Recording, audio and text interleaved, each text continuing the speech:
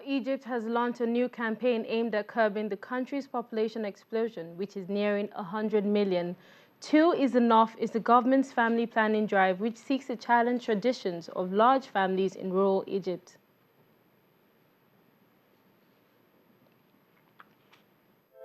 As Egypt's population heads towards 100 million, the government is trying to change the minds of people who want to have a lot of children. Two is Enough is the government's first family planning campaign, aiming to challenge traditions of large families in rural Egypt. Egypt's population is growing by 2.6 million a year, a high rate for a country where water and jobs are scarce, and schools and hospitals overcrowded. President Abdel Fattah al-Sisi says the two biggest threats to Egypt are terrorism and population growth. Overpopulation leads to school dropouts. It causes children to live on the streets and working in workshops.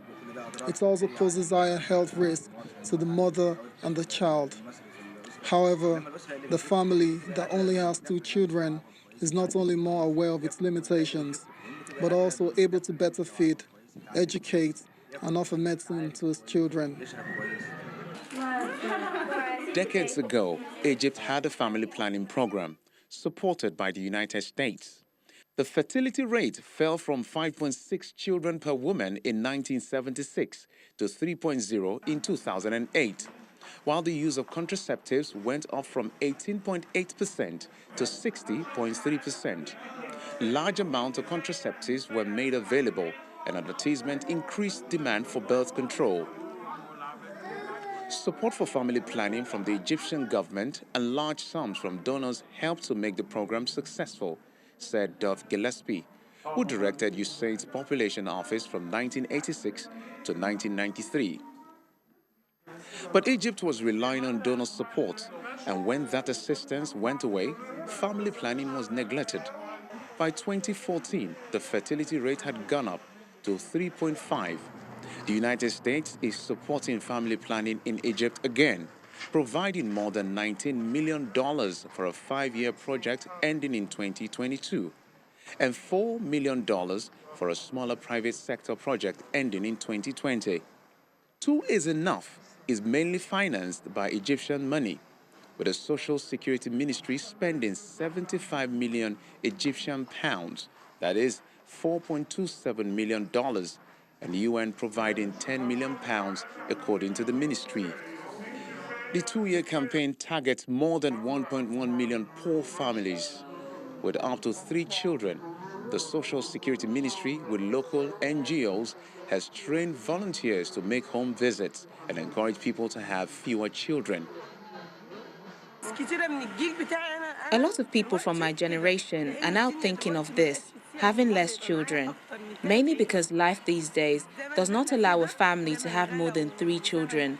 The time that we live in is where everything is expensive, so every woman believes that she can only support 2 or 3 children so that she can raise them well. Everything is too expensive nowadays. There are no jobs, so it's easy to convince women with something like that. Lot of awareness, and the women do not want to have a lot of children. But the methods of family planning are not good. The methods themselves are not good. They cause side effects, so women go to hospitals and doctors. Eventually, the method remains flawed. She takes the birth control pills and still gets pregnant. What is she expected to do with the child? If her husband tells her to have an abortion, should she agree? Wouldn't that be sinful? This is religiously prohibited. The government sees the population boom as a threat to its economic reform plans. Every year, 800,000 young Egyptians enter the labor market, where unemployment is officially 10%. Analysts say Egypt should target people before they have children, and sex education should be available in schools. While the negative sentiments at the Nigerian stock markets have spilled into another trading day. At intraday, the all-share index was down 0.22%. Let's join Temple Osajo at the exchange for more insight to how the market is faring now. Hello, Temple. Good afternoon. Good afternoon. How are the equities reacting to the emergence of the president-elect and generally the result of the first phase of the 2019 elections?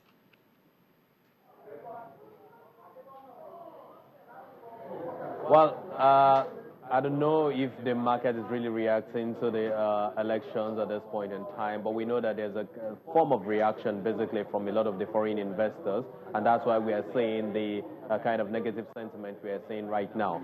But we also saw a bit of a positive sentiment in the market early in the morning when the market actually resumed. We saw the market, the key benchmark indices rising some 1.19% in early trades, and of course we saw a whole lot of interest in Dangote Cement, which of course yesterday released its FY 2018 earnings into the market, posting a 901 billion naira in revenue. And of course we saw profits before tax and profit after tax that is really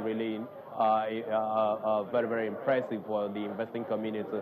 The profit before tax came in at 300 billion naira compared to 289 billion naira. And we saw a profit after tax of 392 or 95 billion naira. Of course, something really very, very impressive for a lot of the investors. There's a dividend of 16 naira that has been proposed to investors, and that's the final dividend apart from the interim dividend. There's also a tax credit of 89 billion naira or thereabouts, coming from the fact that the company enjoys a kind of pioneer tax credit status at this point in time. So that is something really impressive. We saw a lot of the metrics of that particular company, Dangote Cement, very positive, and a lot of investors are really reacting to that, taking position in early trades. In early trades, we saw it rising as high as 5.9% in terms of share price.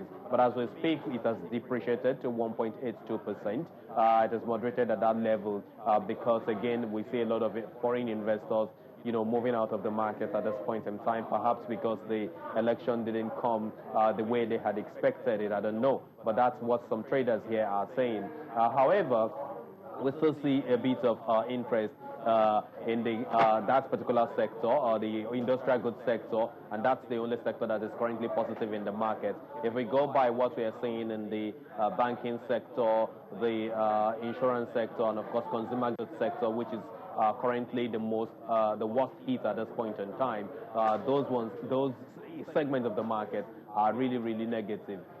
We just have to keep our fingers crossed to see how the earnings that will come in for the 2018 calendar year will then bring about some kind of paradigm shift in the market. Edidion. Thank you so much. Now, Qatar Airways has suspended plans to add new destinations in Africa due to a blockade imposed on Doha by four Arab states. The airline says that the suspension will be in the West and Central African regions. In June 2017, Saudi Arabia, the United Arab Emirates, Bahrain and Egypt cut diplomatic, transportation and economic links with Qatar, accusing it of supporting and funding terrorists, a charge that Doha denies. Regional and international bids to resolve the disputes have fizzled out without success.